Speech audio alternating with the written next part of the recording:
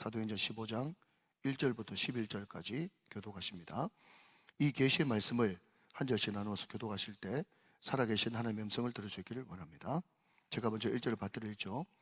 어떤 사람들이 유대로부터 내려와서 형제들을 가르치되 너희가 모세의 법대로 할례를 받지 아니하면 능히 구원을 받지 못하리라 하니 바울 및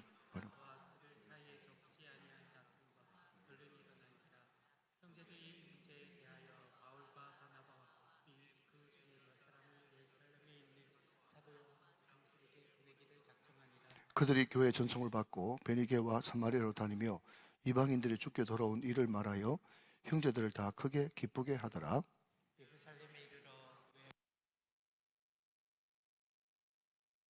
들과 함께 계셔 행하신 모든 일을 말하며 바리새파 중에 어떤 믿는 사람들이 일어나 말하되 이방인에게 할례를 행하고 모세의 율법을 지키라 명하는 것이 마땅하다 하니라. 사도와 장로들이 이 일을 의논하러 모여 많은 변론이 있은 후에 베드로가 일어나 말하되 형제들아 너희도 알거니와 하나님이 이방인들로 내 입에서 복음의 말씀을 들어 믿게 하시려고 오래전부터 너희 가운데서 나를 택하시고 또 마음을 하신 하나님이 우리에게와 같이 그들에게도 성령을 주어 증언하시고 믿음으로 그들의 마음을 깨끗하게 하사 그들이나 우리나 차별하지 아니하셨느니라. 그런데 지금 너희가 어찌하여 하나님을 시험하여 우리 조상과 우리도 능히 맺지 못했던 명예를 제자들의 목에 두려느냐. 같이요. 그러나 우리 동족들이 우리와 동일하게 주 예수의 은혜로 구원받은 줄을 믿노라 하니라. 아멘, 아멘. 자, 우리 인사를 돌려가면서 이렇게 한번 합시다. 자, 우리 옆 사람 바라보면서, 당신 최고. 승리하세요. 세상에서. 네, 여러분, 그냥 손가락을 하나, 둘, 셋 이렇게 해야 되는데 계속 첫 번째도 이거, 두 번째도. 네. 지난번에 우리 부활절 기도회, 준비 기도회 하는데 우리 회장님이 옛날에 어린이 사역을 하셔가지고 그냥 뭐 주님 뜻대로 살기로 했네. 하나는 주님이고 나고 이래가지고 주님 뜻대로 살기로 했네 해가지고 바꿀 때는 이렇게 바꿔야 되는데 계속 이러고 있더라고요. 네, 그 다음에 한번 해보도록 하고 한번 당신 최고. 승리하세요. 자, 손가락 2개. 네, 승리하세요.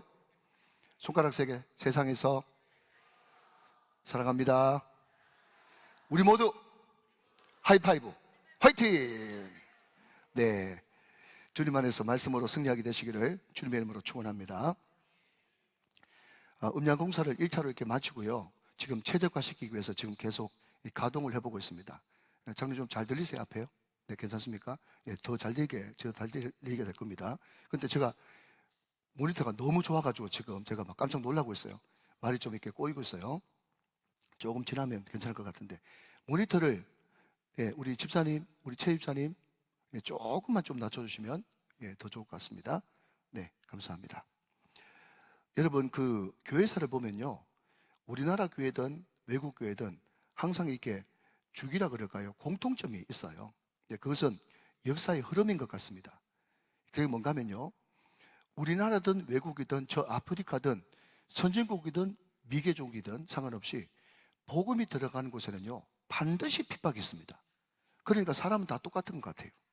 사람은 여러분 1000년 전 사람이나 2000년 전 사람이나 앞으로 여러분 1000년 후의 사람이나 사람은 죄인이에요. 그리고 복음을 싫어합니다. 세상에 빛이 오셨을 때 그 빛을 사람들은 싫어하고 받아들이잖아요. 그렇지만 영접하는 자, 곧 그 이름을 믿는 자들에게는 하나님의 자녀가 되는 권세를 주시는 거죠.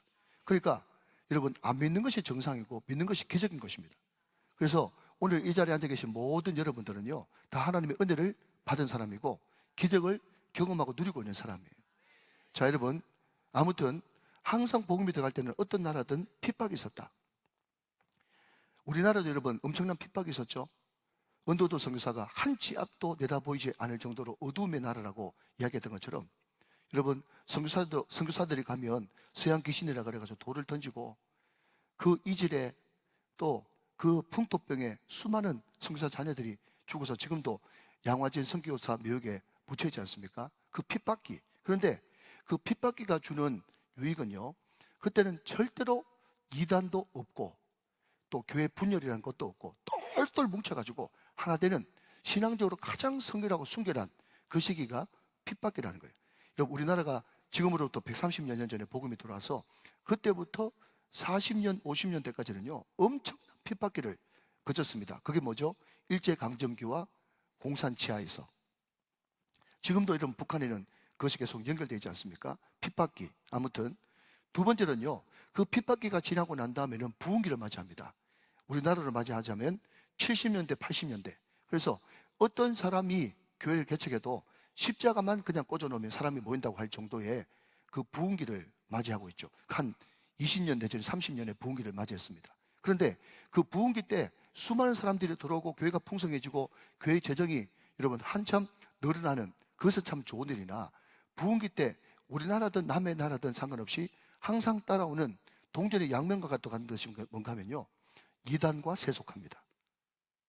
이단이 창궐하고, 또 복음이 아닌 다른 복음, 이상한 복음이 전해지고, 그리고 교회 안에 물질이 들어오고 세속화가 돌아가지고 교회가 변질되어지는, 그것이 부흥기에 나타나는 또 다른 현상이고 아픔인 것이죠. 그 부흥기를 지나서 교회는 반드시 분열기와 침체기를 겪게 되는 것입니다. 그러니 여러분, 우리 교회는 지금 분열기와 침체기 가운데 한가운데 놓여져 있어요. 그러나 저는 참 감사한 것이 뭔가 하면, 부흥기 때 여러분 다 부흥되는 거 누가 못하겠습니까? 그것도 쉽지 않지만은 수많은 선진들과 목사님들의 땀과 피와 눈물이 있었기 때문에 부흥기를 맞이했겠지만은, 그러나 그럼에도 불구하고 더 가치 있는 것은 이 분열과 침체 이 시기에 우리 교회가 더 무릎 꿇고 더 기도하고 더 부르짖어서 이 침체기와 분열교회도 우리 교회가 하나 되어지고 우뚝 설 수 있다면 그것이 더 보람있고 의미 있는 일이 아닌가, 그렇게 생각되어지는 거죠. 사랑하는 여러분, 우리 교회가 남은 자가 되시기를 주님의 이름으로 축원합니다. 마지막 때에 쓰임받는 마지막 시대 선두주자가 다 되시기를 주님의 이름으로 축원합니다. 자, 여러분, 지금 우리는 사도행전 13장으로 넘어가면서 이제 예루살렘 교회 시대에서 안디옥 교회 시대로 왔습니다. 그 안디옥 교회가 엄청난 열매를 맺고, 또 거기에서 최초로 어떤 이름이 생겼죠? 그리스도인이라고 하는 이름이 거기서 붙어졌고, 그리고 인류 최초의 선교사를 파송하는 엄청난 부흥을 지금 경험하고 있습니다. 이해되시죠? 그때 이런 일이 발생한 거죠. 오늘 본문 15장 1절 말씀을 같이 한번 보겠습니다. 15장 1절 말씀. 어떤 사람들이 유대로부터 내려와서, 자, 여러분 일단 한번 밑줄 꾸면서 한번 따라 보실래요?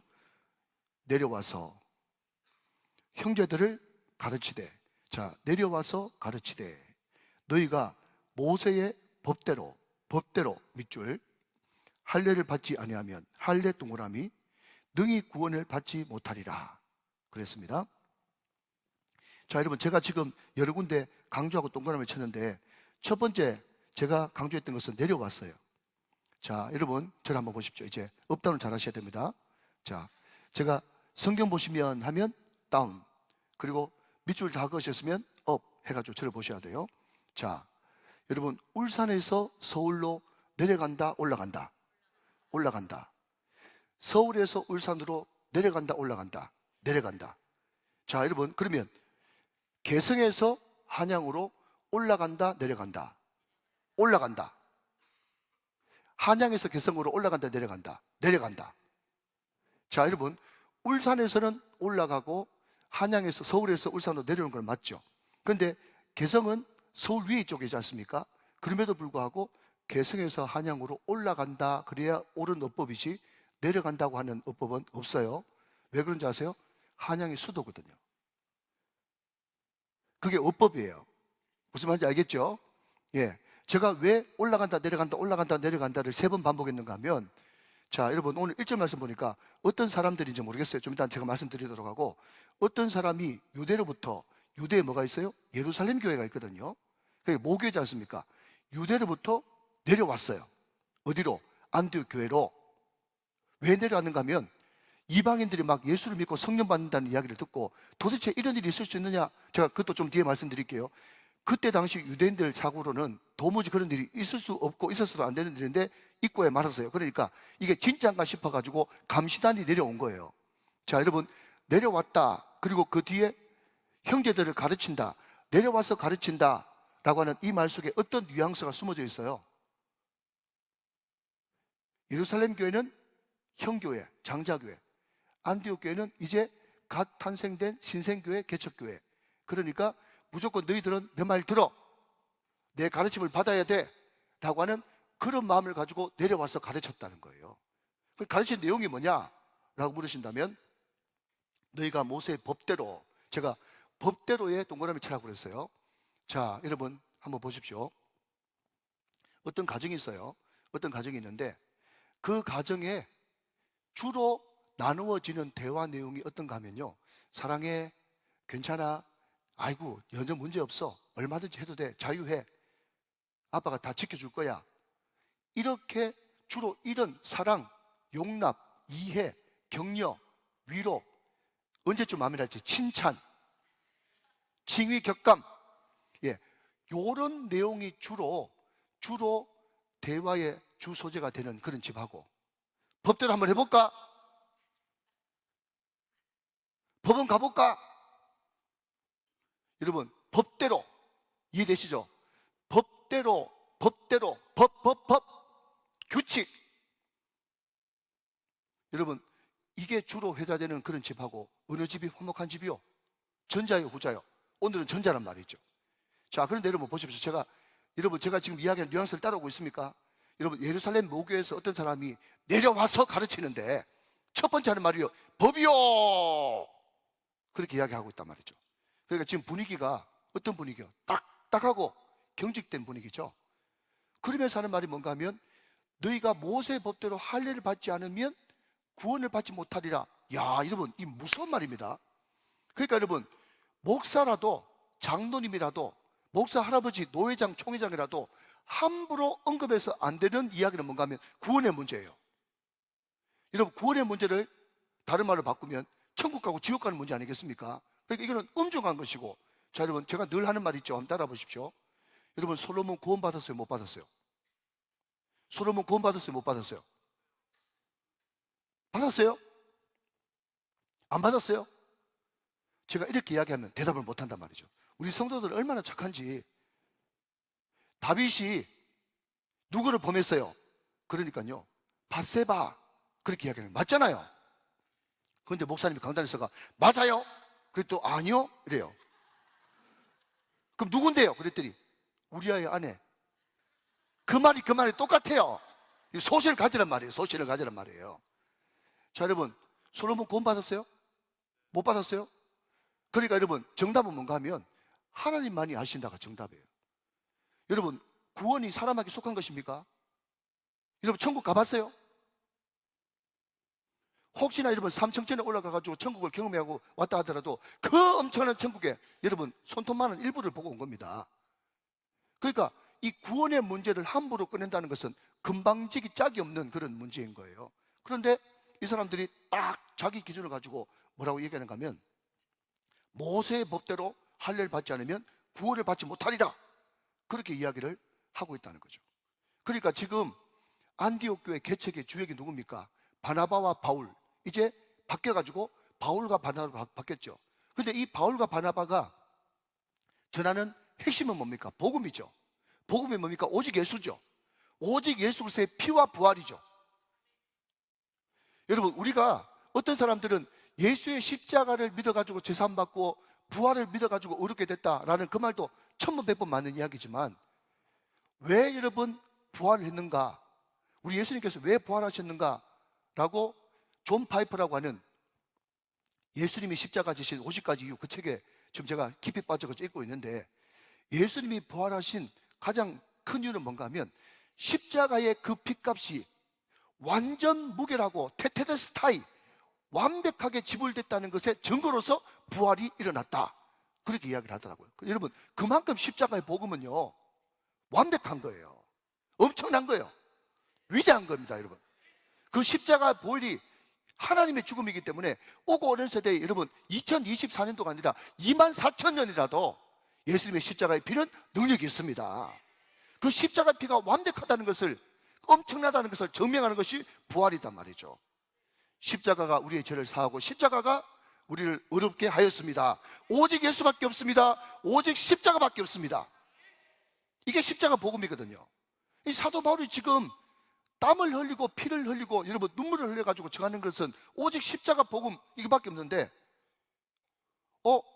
모교에서 어떤 유대인들이 와가지고 너희들이 구원받으려고 그러면 할례를 받아야 된다. 십자가 복음에 할례를 지금 섞어 넣어버렸잖아요. 그러니까 이 바나바와 바울한테는 무슨 천천병력 같은 이런 일이 벌어진 겁니다. 한참 부흥하는 교회에 뭐가요? 이단 사슬이 들어온 것입니다. 그래서 2절 바울 및 바나바와 그들 사이에 적지 아니한 다툼과 변론이 일어난지라 그랬어요. 자, 여러분, 성경은 굉장히 점잖은 책이기 때문에 여기에 적지 아니한 다툼과 변론이 일어난지라 라고 하는 이 정도만 돼도 말이죠. 이게 뭔가 하면 매일 피 터지도록 싸웠다 이런 뜻이에요. 이해되시죠? 예, 그런 표현들 성경에 많습니다. 옆으로 넘어가지 말고. 그러니까 지금 바울과 바나바는 십자가밖에 없다. 그런데 유대로부터 온 유대인, 이 사람들은 유대교 신자가 아니라 유대인 예수 믿는 사람입니다. 예수 믿는 사람이에요.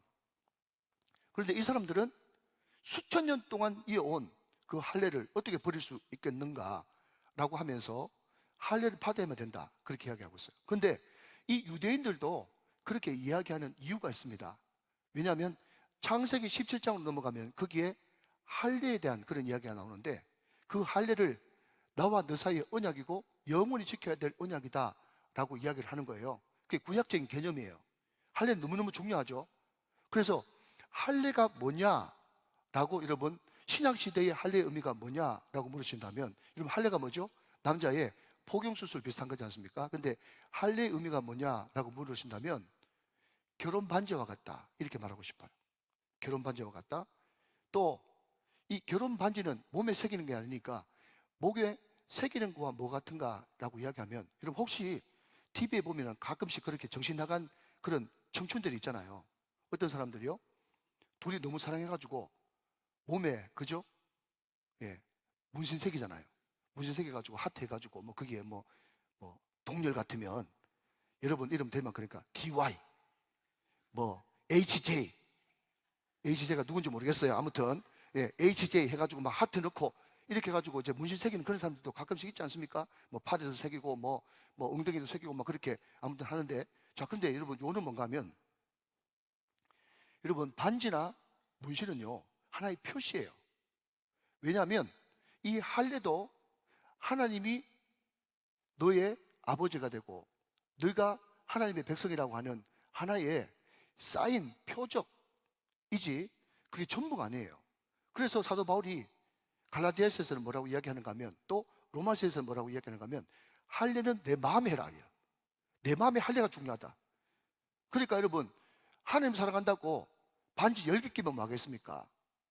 여러분 몸에 문신을 수십 군데 하면 무슨 소용이 있겠어요? 그게 육신의 할례가 할례가 아니고 육신의 문신이 아니고 반지를 여러분 양손가락에 여러분 양발가락에 다 낀다 하더라도 그 마음속에 하나님을 사랑하는 마음이 없으면 아무것도 아니죠. 아무것도 아닌 거예요. 그냥 하나님의 백성이라고 하는 사인으로서 그냥 할례를 하라고 한 것입니다. 영원히 말이죠. 그런데 이 사람들은 그 할례가 2000년 동안 내려오다 보니까 어떻게 2000년 동안 내려오던 이 우리의 전통을 하루아침에 예수 복음을 믿는다고 싹 바꿀 수 있단 말이냐 라고 이야기하면서 할례를 구원받는 조건으로 이야기했어요. 자, 그러면 여러분 묻습니다. 약간만 조금 나가가지고 자, 그러면 그때 바울과 바나바가 그래 좋다. 아브람 우리의 조상인 아브람 때부터 약속된 할례니까 할례만 그러면 받아들이자 하면서 그들이 스스로 안디옥교회 스스로 받아들였다고 치십시다. 그러면 여러분 할례가 구원 조건이 됐어요. 그러면 조금 있으면 또 뭐가 들어올까요? 안식일이 들어오겠죠? 조금만 더 지나면 절기가 들어오겠죠? 조금만 더 지나면 여러분 성경도 나오겠지만 모든 모세 율법을 다 지켜야 된다고 할 수 있단 말이죠. 그건 아니지 않습니까? 그러니까 사도 바울과 그 유대인 그리스도인이 정말 적지 않은 변론과 다툼이 일어났습니다. 그러나 그럼에도 불구하고 중요한 것은 이것이 옳고 그름의 문제이지 죽고 사는 문제가 아닌 거예요. 무슨 이야기인가 하면 여러분 이렇게 한번 설명해 보겠습니다. 제가 처음 예수를 믿고 이제 고등학교 2학년 때인가 그때 제가 운동을 좀 잘했거든요. 그래서 한 운동장을 빌려가지고 노회별 체육대회, 아직도 그렇게 하는 노회가 있는데 한 20개, 30개, 40개 교회가 모여가지고 노예별 체육대회를 하는데 이제 뭐 배구도 하고 축구도 하고 또 줄다리기도 하고 이러면 한참 이제 무르익지 않습니까? 한참 무르익어가지고 여러분 이렇게 체육대가 무르익는데 저는 깜짝 놀랐던 게 말이죠. 이 팀하고 예를 들면 청군하고 백군하고 시합을 하는데 응원가를 부르는데 그냥 그중에서 가요도 부를 수 없고 딴 걸 부를 수 없으니까 뭘 부르는가 하면 찬송가를 부르는데 마귀들과 싸울지라 그 찬양을 막 부르는 거예요. 마귀들과 싸울지라. 그래서 내가 그때도 제가 너무 똑똑했기 때문에 깜짝 놀랐어요. 아니 그러면 내가 지금 백군인데 청군이 마귀인가? 내가 지금 청군인데 백군이 마귀인가?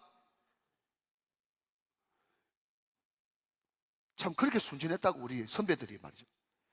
여러분 이것은 적이 아닙니다. 그건 진리에 대한 그런 옳고 그름을 서로 이야기를 나누는 뿐이에요.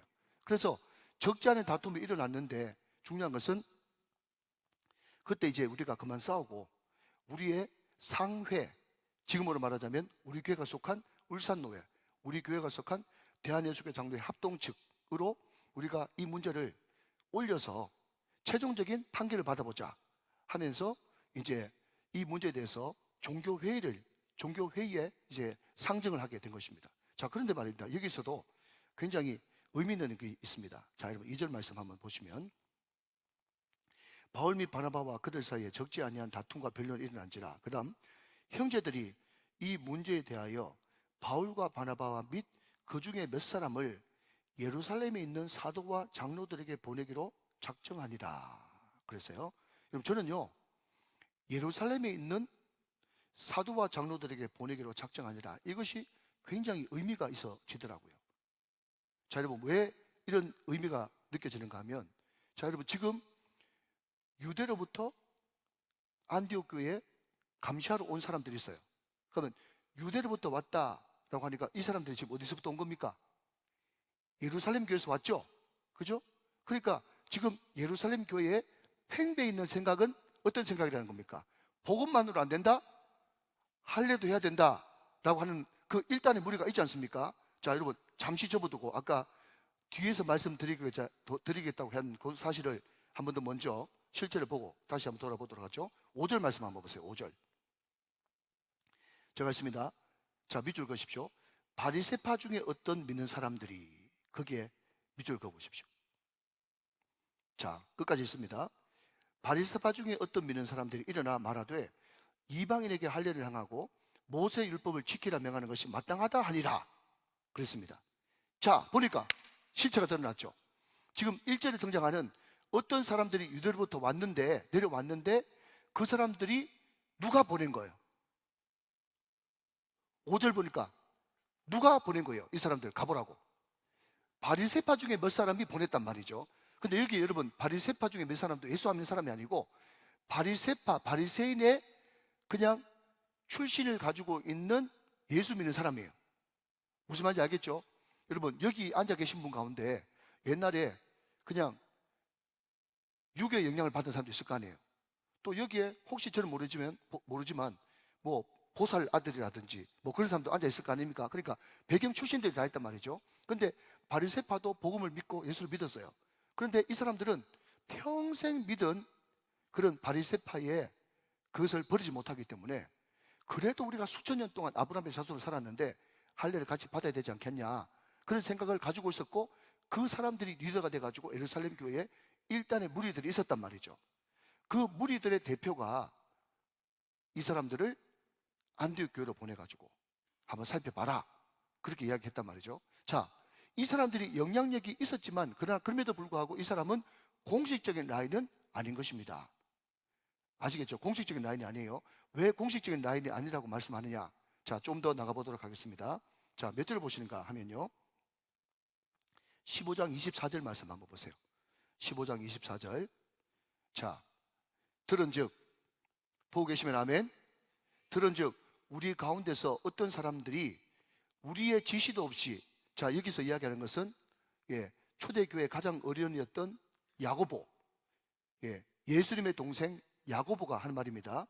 야고보가 뭐라고 얘기하는가 하면 들은즉 우리 가운데서 어떤 사람들이 그 다음 우리의 지시도 없이 나가서 말로 너희를 괴롭게 하고 마음을 혼란하게 한다 하기로 자, 이 이야기는 뭔가 하면 1차 예루살렘 공회에서 모든 것이 깔끔하게 끝나고 난 다음에 이제 예루살렘 교회의 가장 어른이었던 야고보가 이제 교통 정리하는 그런 장면입니다. 이 야고보가 공식적으로 안디옥에서 올라온 그 사람들한테 뭐라고 얘기하는가 하면, 우리의 지시도 없이 누가 보냈냐? 그 사람들을 누가 보냈어요? 예루살렘 교회 리더긴 리더였지만 공식적인 리더가 아니라 그 중에 한 분파의 리더였던 바리새파 유대인, 바리새파 기독교인들이 그냥 할례를 받아야 구원받을 수 있다고 생각을 굳게 믿고 있었던 사람들이 보낸 사람들이 일절의 사람들이란 말이죠. 이해가 되십니까? 네. 그런데 그 바리새파 사람들이 그 공회에서 당당하게 할례를 받아야 될 뿐만 아니라 모세가 전한 모든 율법도 지켜야 된다 라고 공식적으로 이야기하는 거 보니까 예루살렘 교회 안에서도 상당히 말빨이 있었던 사람이었던 것 같아요. 그럴 수 있잖아요. 여러분, 이것을 충분히 그냥 이해하고 따라오셔야 됩니다. 자, 이런 사람들이 있는 와중에 안디옥 교회에서 뭐라고 얘기했는가 하면, 예루살렘 교회에 바나바와 바울과 그리고 몇몇 리더들 보내가지고 진짜 할례도 받아야 구원받을 수 있는지 한번 알아보자 하면서 예루살렘 교회로 보냈단 말이죠. 여러분, 이게 굉장히 중요합니다. 예루살렘 교회에 보냈어요. 제가 왜 이렇게 강조하는가 하면요, 요즘에 여러분은 관심도 없고 관심 가질 필요도 없겠지만 교회에서 무슨 분쟁이 났다 그러면 세상 법정 가버립니다. 세상 법정 가가지고 죽을 때까지 싸우는 거예요. 이 문제 해결되면 옆에 것도 또 다른 애가 소송하고, 이 문제 해결되면 옆에 거 또 다른 애서. 그러니까 교회에서 무슨 분쟁이 생기면 어떤 한 사람이 죽어야 끝나지 죽기 전에 안 끝나는 거예요. 이게 교회를 완전 여러분 바닥으로 떨어뜨리는 부끄러운 일인지도 모르고, 교회 일을 교회 안에서 충분히 해결할 수 있는데 교회 안의 일을 세상 법정에 가서 해결하니까 이게 큰 문제란 말이죠. 여러분, 절대로 이런 일이 없도록 기도해야 될 줄로 믿습니다. 그래서 요즘에 로스쿨을 이제 졸업해가지고 변호사 시험 치면 말이죠, 선배 변호사들 부른대요. 너 혹시 교회 다니냐? 전혀 그 주제도 아닌데 엉뚱하게, 너 교회 다니냐? 네, 교회 다니는데요. 오래 다니냐? 아버지 뭐 장로님인데요, 집사님인데요, 목사님인데요. 그러면 교회 분쟁 전문 변호사 되라. 이게 블루오션이다, 블루오션. 너 그거 딱 잡으면 한참 동안 너 먹고 살 거 생긴다. 이 정도로 이야기할 정도랍니다, 여러분. 절대로 교회 문제는 교회 안에서 해결해야 되는 거예요. 이게 법입니다. 법이요. 이게 정말 법입니다. 교회 문제는 교회 안에서 해결해라. 자, 보십시오. 만약에 인간적으로 사도 바울이 똑똑하지 않은 사람이 아니고 똑똑한 사람인데 인간적인 머리가 확 돌아갔다면 뭐라 그러겠습니까? 아니, 저 사람들 온 게 지금 예루살렘 교회에서 왔는데 우리가 예루살렘 교회 가서 판단받으라고요? 무슨 이런 논리에 맞지 않는 그런 말이 있습니까? 라고 이야기했겠죠. 맞잖아요. 그래. 이 사람들이 지금 출처가 어딥니까? 예루살렘 교회에서 왔잖아요. 그런데 예루살렘 교회에 가서 심판받으라 그러니까 이게 상식적으로 안 맞지 않습니까? 그런데도 모교회가 예루살렘이고 예루살렘 교회고 거기가 출처이기 때문에 좋습니다. 우리가 근거 있는 그 예루살렘 교회에 가서 이것이 정말 맞는지 심판받아 보겠습니다. 왜? 지금 사도 바울은 아니라고 그러고 유대인 기독교들은 이게 맞다 그러고 중간에 누구만 손해보는 겁니까? 지금 성도들만 헷갈려가지고 마구마구 손해본단 말이에요. 지금 이게 여러분, 이게 초대교회 문제뿐만 아니라 지금 현재의 문제도 된단 말이죠. 그러니까 어제나 오늘이나 동일한 말씀이란 말이에요. 이 말씀이. 자, 그런데 여러분 너무너무 감사한 것은요, 3절입니다. 그들이 교회의 전송을 받고 베니게와 사마리아로 다니며 이방인들이 죽게 돌아온 일을 말하여 형제들 다 크게 기쁘게 하더라. 저는요, 이 3절 말씀이 너무 이해가 되는 거예요. 자, 여러분, 제가 3절 한번 더 읽어보겠습니다. 그들이 교회의 전송을 받고 이제 베니게와 사마리아로 다니며 이방인들이 죽게 돌아온 일을 말한다. 자, 여러분 한번 따라하시면 좋겠습니다. 사도는 말하는 자이다. 시작. 사도는 말하는 자이다. 지난 시간에 배우셨죠? 사도는 말하는 사람이에요. 사도가 말 안 하면 사도 아닙니다. 사도는 말하는데 이 사람들이 지금 안디옥 교회 문제가 생겨가지고 지금 예루살렘 교회를 향해서 걸어오고 있지 않습니까? 그때 사람들 만나지 않습니까? 그러면 말이죠, 보통 은혜 못 받은 사람, 거듭나지 못한 사람들은 뭐라고 하는가 하면 나는 지금 싹아 빠지게 눈물 흘리면서 피땀 흘리면서 복음 전하는데 그 혈한 놈들이 와가지고 지금 우리 교회를 괴롭히고 어지럽혀가지고 내가 지금 예루살렘 교회 가는 길 아닙니까? 제발 우리 교회 분쟁 문제 이거 해결할 수 있도록 기도 좀 해주세요. 내가 속이 천불납니다. 여러분들 별로 관심 없는데 저한테 관심 있습니까? 여러분 항상 성경을 제대로 보려고 하면 입장 바꿔놓고 생각하기. 여러분 보통 사람 같으면 그렇게 말하겠어요, 안 하겠어요? 합니다. 나는 이렇게 싹아 빠지게 하는데 엉뚱한들이 와가지고 내 목에 망쳐먹는다고, 난 지금 너무 억울하다고, 답답하다고, 날 위해서 기도 좀 해달라고 그렇게 이야기하겠죠. 그런데 그것이 본질이 아니기 때문에 바울과 바나바는 은혜 받은 사람이라 가지고 여러분 지금 분쟁 해결하려고 예루살렘 교회 가는 그 곳곳 다닐 곳마다 그럼에도 불구하고 문제를 여러분 이야기하지 않고 복음을 이야기하고 있다는 것이 너무너무 감사한 일이라는 거예요. 이방인들이 복음을 듣고 죽기로 돌아오고 있습니다. 얼마나 기쁜 일입니까? 사랑하신 여러분, 복음 이야기하고 하나님 이야기하면 사람도 기쁘고 여러분도 행복하게 되시는 줄로 믿으시면 아멘 하시기 바랍니다. 사람도 기쁘고 여러분도 행복하단 말이죠. 그런데 문제에 매몰돼 가지고 내가 죽겠습니다, 이 문제 때문에 지금 시급하고 있습니다. 여러분 그 말이 틀린 말은 아니지만 여러분 이 세상에서 가장 불행한 사람이 뭔지 압니까? 뭐 내가 틀린 말 했습니까? 여러분 예수 믿는 사람은 틀린 말 안 하는 게 중요한 게 아니고 덕스러운 말, 은혜 끼치는 말, 복음을 증거해야 되는 것입니다. 우리 입으로 하나님의 말을 해야 되는 것이에요. 여러분 저는요 요즘에 조금 바깥에 일을 하다 보니까 너무 이런 시끄러운 이야기를 많이 들어가지고 본질은 예수 믿는 건데 저 사람이 저렇게 성토하다가 저 사람도 나쁜 사람 되겠구나 그 생각 드는 거예요. 사도 바울은요 가는 곳마다 복음 전했고요, 복음 이야기하고 하나님 이야기하니까 자기도 행복하고 사람들도 기쁜 거예요. 할렐루야. 여러분 말씀을 통해서 교훈 받으시기를 주님의 이름으로 축원합니다. 자 여러분 4절에도 또 나옵니다. 제가 읽어보겠습니다. 예루살렘에 이르러 교회와 사도와 장로들에게 영접을 받고 하나님이 자기들과 함께 계셔 행한 모든 일을 시작 말하매. 사도는 말하는 자다 지금 증명하고 있지 않습니까? 그래서 하나님의 일을 막 말하는데 지금 바울과 바나바는 하나님의 행하신 일들을 말하고 있는데 그 바리새파들은 그렇게 이야기를 안 했다는 거죠. 자 읽었지만 5절 한번 읽겠습니다. 바리새파 중에 어떤 믿은 사람들이 일어나 말하되 이방인에게 할 일을 행하고 모세의 율법을 지키라 명하는 것이 마땅하다 하니라 그랬습니다. 자 여러분 그때 베드로가 그 이야기를 쭉 다 듣고 난 다음에 일어납니다. 여러분 벌써 베드로가 은혜 받은 사도가 맞는 게, 만약에 성령 받기 전에 베드로는요 이런 문제 있었으면 자기가 먼저 올 필요 없다 캐라, 내 안디옥 갔구만 가가지고 깔끔하게 해결하고 올게 하면서 먼저 벌벌 떨면서 나설 사람입니다. 그런데 베드로가 은혜를 충만히 받고, 여러분 너무 또 마음이 짠한 것은 베드로가 요때까지 요 이야기 깔끔하게 해결해주고 그때부터 사도행전이 베드로에서 바울로 넘어갑니다. 그런 의미에서 15장은 굉장히 큰 전환점이에요. 그런데 이 베드로가 뭐라고 이야기했는가 하면 자기 경험을 이야기하는 거예요. 어떤 경험요? 고넬료의 전도와 성령 받은 사건을 이야기하고 있는 것입니다. 자, 여러분 그 이야기가 쭉 진행되고 있는데 좀 길지만 여러분 한번 들어보십시오. 6절부터 11절까지 읽겠습니다. 사도와 장로들이 이를 의논하러 모여 많은 변론이 있은 후에 베드로가 일어나 말하되 형제들아 너희도 알거니와 하나님이 이방인들로 내 입에서 복음의 말씀을 들어 믿게 하시려고 오래전부터 너희 가운데 나를 택하시고 또 마음을 아시는 하나님이 우리에게와 같이 그들에게도 성령을 주어 정언하시고 9절 믿음으로 그들의 마음을 깨끗하게 하사 그들이나 우리나 차별하지 아니하셨느니라.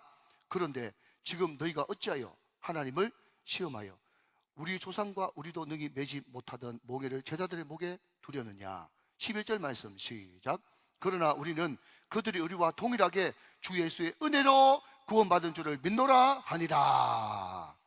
이것이 사도 바울의 증언이었습니다. 여러분 죄송합니다. 사도 베드로의 증언이었습니다. 여러분 베드로는요 부르심에 순종했어요. 부르심에 순종했더니 성령이 임했다. 이게 저는 여러분 이 베드로를 통해서 꼭 저와 여러분이 적용해야 될 말씀이라고 봐요. 베드로가 뭐에 순종했더니? 부르심에 순종했더니 성령이 임했다. 여러분 잘 아시는 대로 사도행전 10장에 보니까 하나님께서 성령을 통해서, 천사들을 통해서 환상을 보여주시고 베드로를 불렀지 않습니까?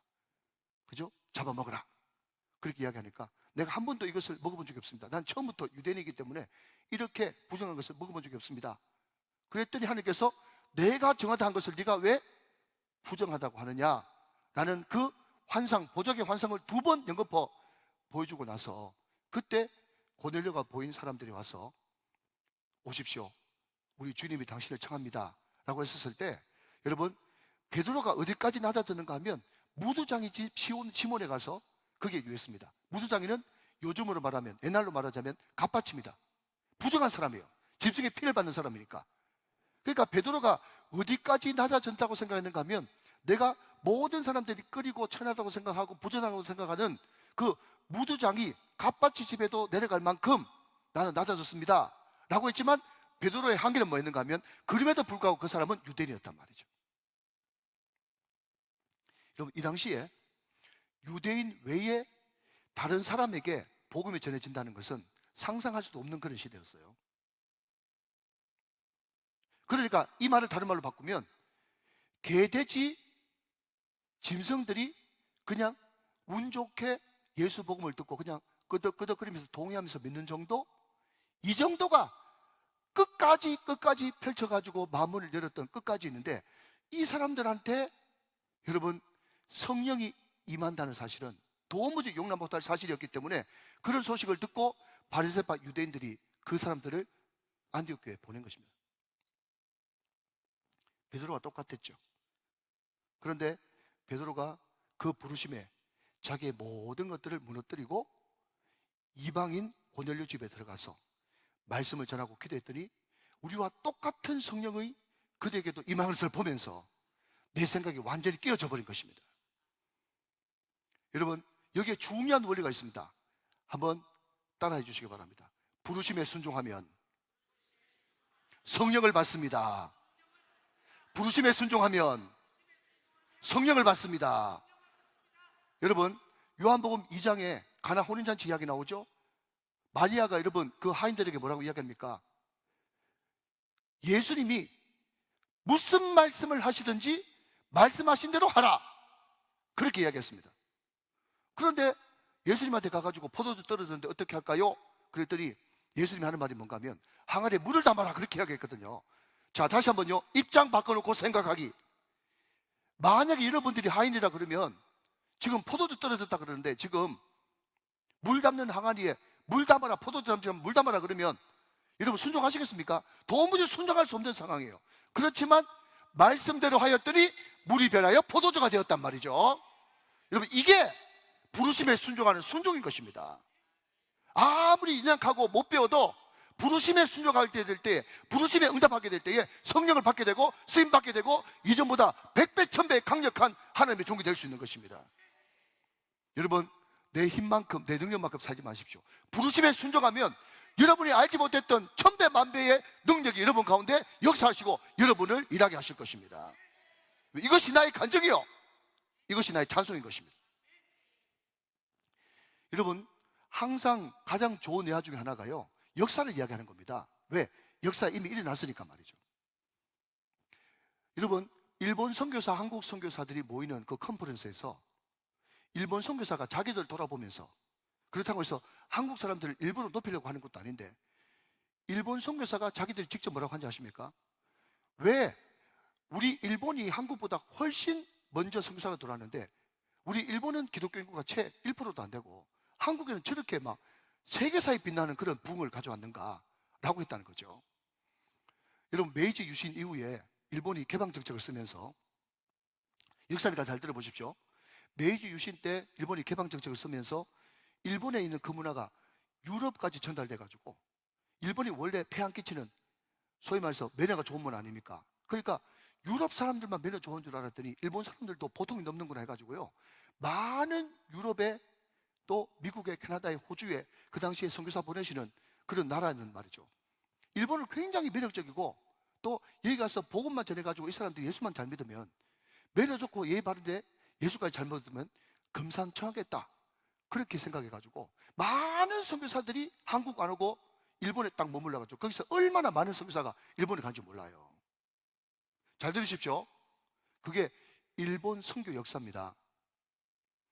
근데 그 당시에 방면에 조선이라고 하는 나라는 말이죠, 조선의 나라의 별명이 뭔지 아십니까? 여러분 어렵지 않습니다. 이거가 스멜 칸츄리, 냄새 나는 나라였어요. 냄새 나는 나라. 그 무슨 이야기인가 하면 여러분 화장실 냄새뿐만 아니라 된장 냄새뿐만 아니라 청국장 냄새뿐만 아니라 얼마나 좋은 냄새인데 그걸 왜 사람들이 싫어했는지 모르겠어요. 아무튼 거기에 뭐 어떻게 하다 죽은지 모르겠지만 그냥 길거리에 여러분 시체 죽은 거에서 널브러져 있어도 치우지도 않고 그래가지고 악취나는 그런 민족이 조선이라고 한 나라였어요. 저와 여러분 살고 있는 말이죠. 그 처참한 모습을 보면서 이 한국 조선이라고 하는 땅에 누가 많이 왔는가 하면 이 나라에는 반드시 의사가 필요하다 그래가지고 의사들이 초기에 많이 들어왔습니다. 다 아시죠 여러분? 지금도 마찬가지겠지만 그때도 의사로 그러면 최고 엘리트예요. 웬만한 대학에 수석하지 않고는 의사가 될 수 없는. 그래서 조선 역사가 뭐냐라고 했더니 웬만한 대학에 수석 안 하면 조선 선교사를 못 들어오는 그 나라가 조선이었어요. 그 공부 잘하는 엘리트들이 조선 나라에 들어올 때 여러분 헌신이 안 됐겠습니까? 그래서 저는 그 말 참 좋아합니다. 무슨 말이요? 99% 헌신된 100명보다 100% 헌신된 1명이 낫다고. 아멘. 여러분 담임 목사님 목회 철학이니까 여러분 가슴 뼈 깊이 새기십시오. 저도 그렇게 잘 못 사지만 제 마음 중심은 그래요. 99% 헌신된 100명보다 100% 헌신된 1명이 더 큰 일을 해냅니다. 여러분 보십시오.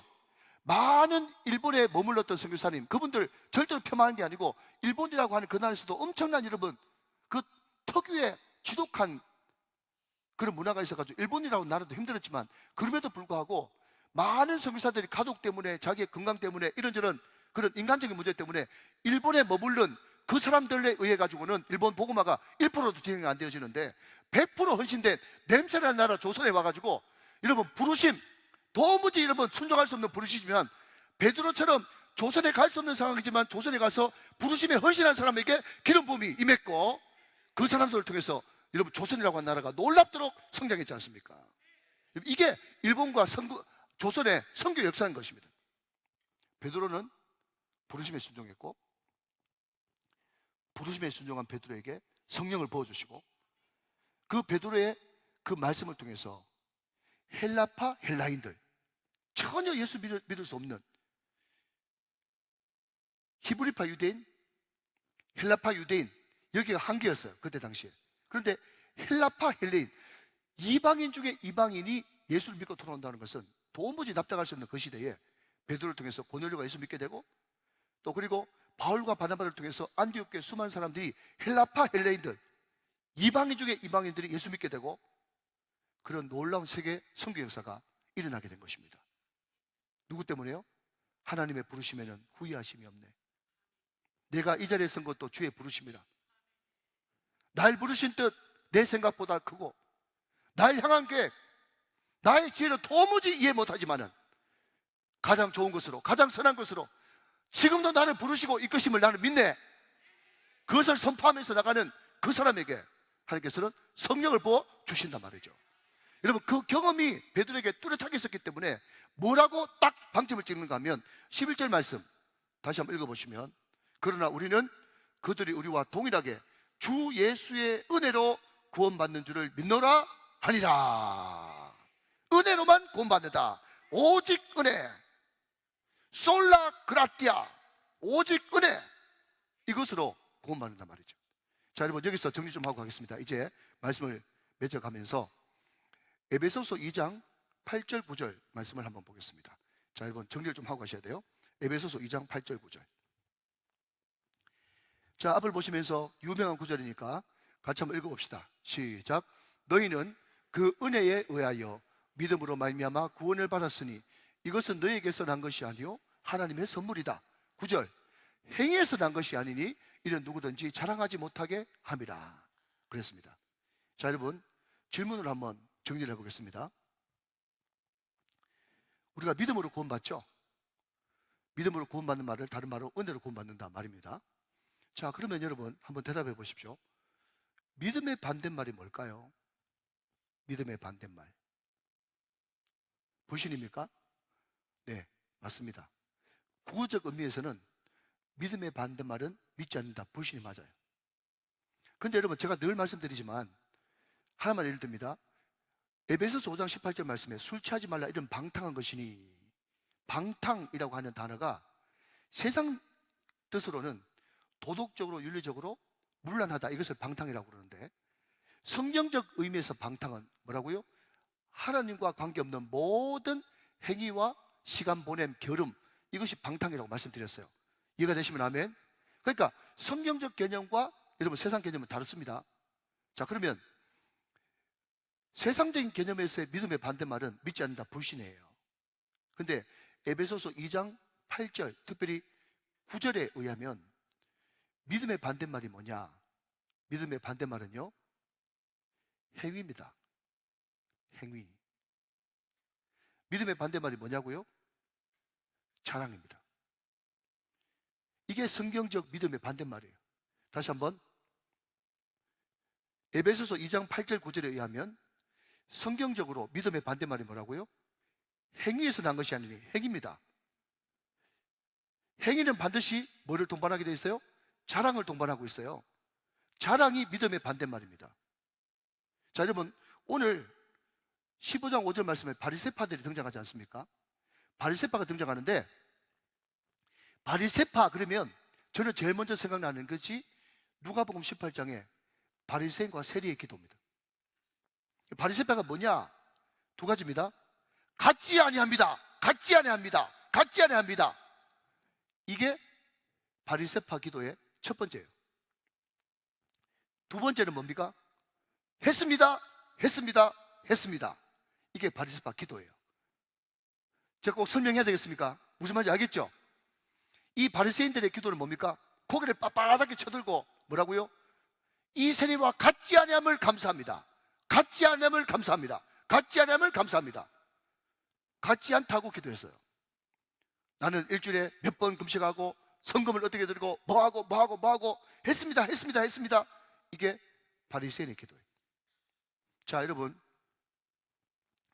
그러면 솔직히 한번 대답해 봅시다. 조금만 더 들어가서, 여러분들이 기도할 때 여러분도 저도 속마음으로는 바리새인의 기도를 드리고 싶어요, 세리의 기도를 드리고 싶어요? 알아듣습니까? 저는 솔직히 바리새인 기도 드리고 싶어요. 왜? 내가 돈이 없지 가오가 없습니까? 사람들은요, 어디서든지 떳떳하고 당당하기를 원해요. 떳떳하고 당당하려고 그러면 두 가지가 만족돼야 돼요. 그런 사람하고 같지 않아야 되고, 다른 사람보다 더 해야 내가 당당하고 떳떳한 거예요. 근데 여러분, 이것이 바로 죄성이라는 것을 기억하십시오.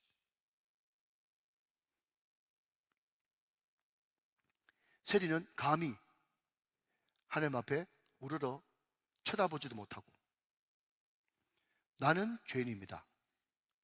나는 병자입니다. 자랑할 것이 없습니다. 한 것도 없습니다. 그렇기 때문에 은혜가 필요합니다. 은혜, 믿음, 그것이 무엇이냐고 물으신다면 나로부터 나올 수 없는 것. 믿음은 나로부터 나올 수 없어요. 외부에서부터 누가 주셔야 되는 것입니다. 그것이 믿음이고, 은혜, 받을 자에게 도무지 없는 자에게 베풀어 주시는 일방적인 사랑과 호의, 그게 은혜예요. 그것이 주 예수 그리스도께로부터 우리에게 왔습니다. 우리는 그 은혜를 인하여 믿음으로 말미암아, 그것도 내가 믿습니다, 내가 믿어줬잖아, 그런 믿음 말고 내게 전혀 생설될 수 없는 믿음이 외부로부터 들어와 내가 믿게 되었고, 그 믿음으로 우리는 구원을 받았습니다. 이것이 복음입니다. 왜냐하면 내가 전혀 한 것이 없는데 일방적인 사랑으로 내게 은혜로 믿음이 왔기 때문에.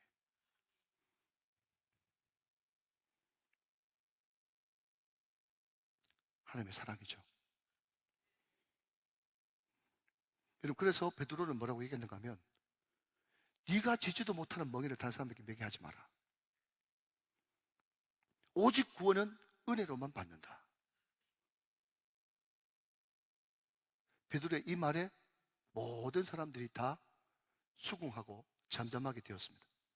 처음으로부터 나오는 말씀이죠. 자, 그런데 이 베드로가 여기서 말씀을 끝냈으면 모든 것이 다 종결될 줄 알았는데, 보니까 그때 당시에 예루살렘, 최소한 예루살렘 교회에서는 베드로보다 예수의 동생이요, 야고보서의 저자요, 그리고 낙타 무릎이라고 하는 별명을 가졌던 야고보가 더 어른이었던 것 같습니다. 왜냐하면 항상 마지막에 교통 정리하는 사람이 제일 어른이거든요.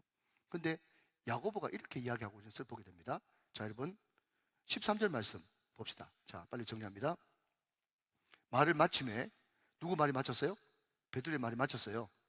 야고보가 대답하여 이르되 형제들아 내 말을 들으라. 그러면서 자, 여러분 15절 16절만 한번 읽겠습니다. 같이 한번 읽어보세요. 시작. 선지자들의 말씀이 이와 같이 일치하도다 기록된 바 이후에 내가 돌아와서 다윗의 무너진 장막을 다시 지으며 또 그 허물어진 것을 다시 지어 일으키리니 17절 이는 그 남은 사람들과 내 이름으로 일컬음을 받는 모든 이방인들로 주를 찾게 하려 함이라 하셨으니 그랬습니다. 자, 여러분 제 성경에는 너무 성경이 좋아가지고 이 15장 16절 말씀 옆에 제 성경에는 조그마한 빨간 글씨로 암, 9, 11, 12 이렇게 되어 있어요. 그렇게 되어 있는 성경도 있고 안 된 성경도 있을 거예요. 그리고 18절 옆에 보면 시편 45편 21절 이렇게 되어 있어요. 자, 여러분 무슨 말인가 하면 베드로가 하나님이 고넬료, 이방인 고넬료에게도 성령 부어주신 그 경험을 가지고 이 사람들이 성령 받은 거 맞고 예수 믿은 거 맞다, 은혜로 구원받은 거 맞다, 오직 구원은 은혜로만 받는다라고 이야기한 것은 자기의 경험과 성령이 부어주심 이것으로 확정했다는 거예요.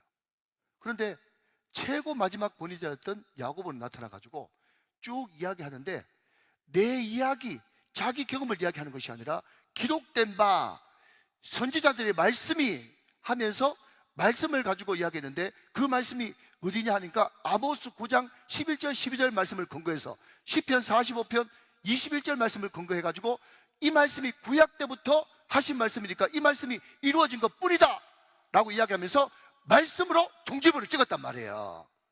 할렐루야. 모든 결론은 말씀입니다. 모든 결론은 말씀이어야 됩니다. 그래서 여러분 사도행전에 또 뭐라고 얘기합니까? 베레아 성도들은 데살로니가 성도들보다 더 신사적이어서 말씀을 들을 때 이 말씀이 그런가 하여 상고했다 그랬어요.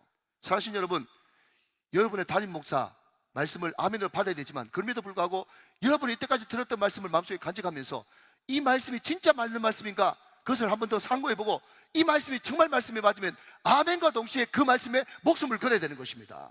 반대로 여러분 이단들이 항상 자주 하는 말이 뭔지 아십니까?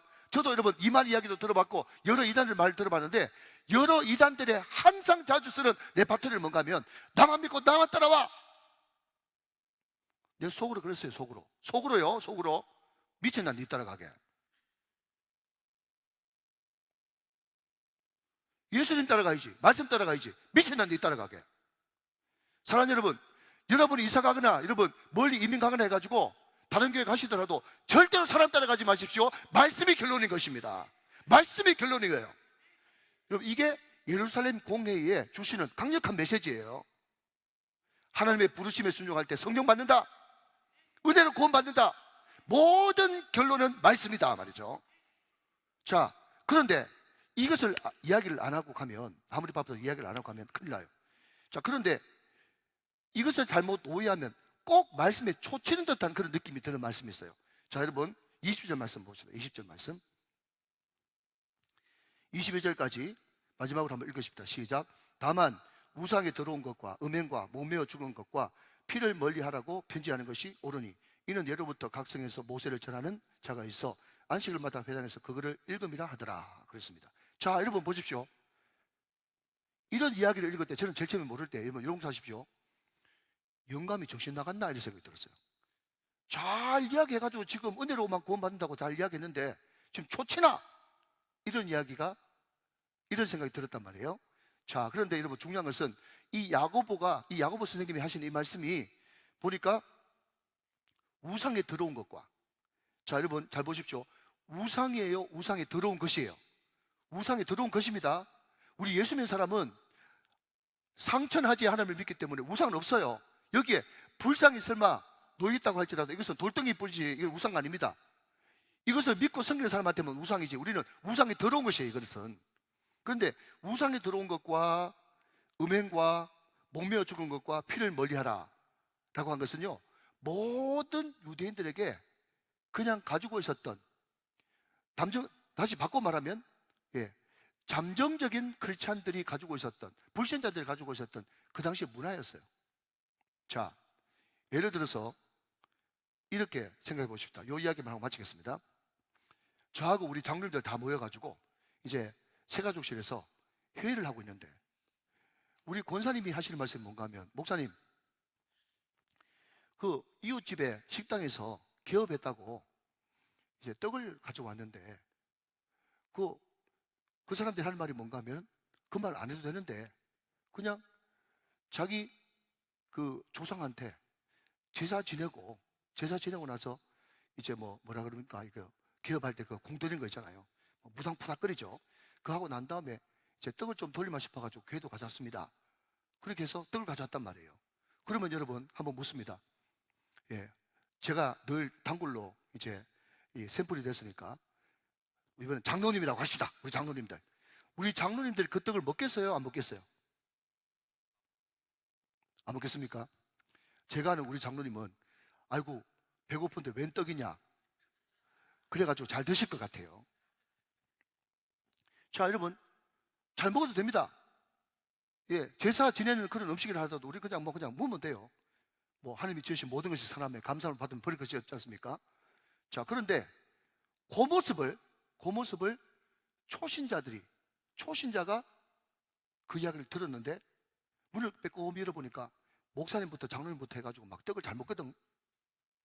그거 보면서 분명히 제사 드리고 가져왔다고 했는데 목사님 장로님들 왜 그래 잘 먹지? 하면서 만약에 그 믿음 약한 사람들이 그런 모습을 보면 시험 든다면 그 떡을 먹으면 돼요, 안 돼요? 안 된다. 왜? 의미가 부여된 떡이거든. 그러니까 지금 구원의 조건으로서, 잘 들으십시오. 키포인트입니다. 구원의 조건으로서 우상에 들어온 것과 음행과 몸에어 죽은 것과 피를 멀리하라. 이게 구원의 조건이 아니고 구원받은 사람으로서 구원의 행실을 지금 이야기하고 있는 거예요. 왜? 덕을 위해서, 믿음 약한 사람들을 위해서, 그 사람들의 구원을 위해서 이것을 피하는 것이 좋겠다라고 하는 구원받은 사람으로서의 생활 모범을 이야기하는 것이지, 이때까지 앞에서 계속 주의 은혜로만 복음으로만 구원받았다고 해놓고 마지막에 영감이 정신이 나갔나? 그 뒤에 구원받는 조건을 달아붙이는 것이 아니고 오직 구원은 은혜로만 받고, 사도 바울도 이야기했던 것처럼 우상 제물이라도 난 얼마든지 먹을 수 있다. 그러나 그 때문에 혹시라도 시험 드는 사람이, 믿음 약한 사람이 한 사람이 됐다 그러면 난 평생 고기 안 먹겠다 그랬어요. 그게 바로 구원받은 자의 삶의 방식이란 말이죠. 이해가 되시면 아멘 하시기 바랍니다. 우리도 그렇게 살아야 돼요. 어떻게 해요? 안 믿는 사람들에게 덕이 되게, 안 믿는 사람에게 여러분 시험 들지 않게, 구원받은 사람이라면 항상 안 믿는 사람, 믿음 약한 사람들을 늘 염두에 두고 그 사람들을 배려할 마음이 있어야 된다. 이게 구원받은 성도의 마땅한 삶이다. 아멘.